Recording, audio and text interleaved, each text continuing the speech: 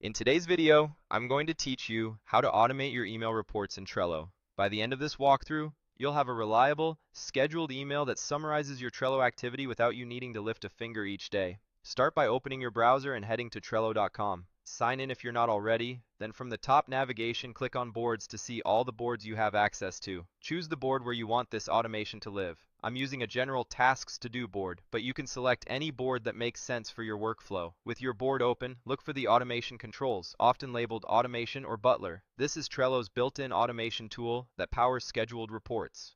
Click Automation, and in the options that appear, choose Email Reports. This area is designed to generate summaries and send them on a schedule you define. From the Reports options, pick My Cards. This preset focuses the report on cards assigned to you, which is perfect for a daily digest of your responsibilities. Next, set when the email should go out. Click Time and type in 7 o'clock. Choose the time that best fits your morning or end-of-day rhythm. Be mindful of your time zone settings so the email lands when you expect. If you see AM or PM, double-check that too. Now choose who receives the report. Click into the Email Recipient field and select the email address you want to use. If your workspace limits external recipients, stick to addresses that are allowed. After that, click into the subject field.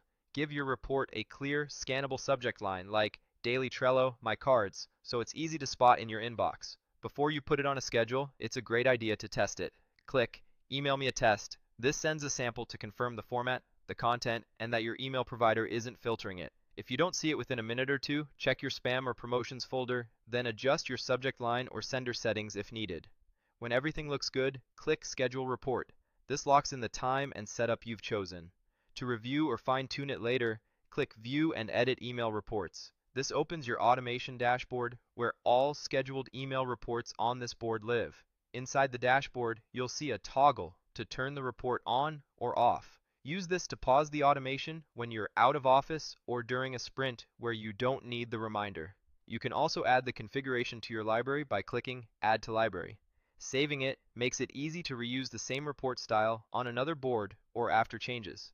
If you want to trigger the email right away, click Run Now. This is perfect when you've just made updates and want a fresh snapshot. To adjust details like time, recipients, or the subject, click Edit. Need a similar report with a small tweak? Click Copy to duplicate it and modify the new version without touching the original. For visibility into what's been sent and whether there were any issues, click Logs. This helps you verify deliveries and troubleshoot if a report didn't run as expected.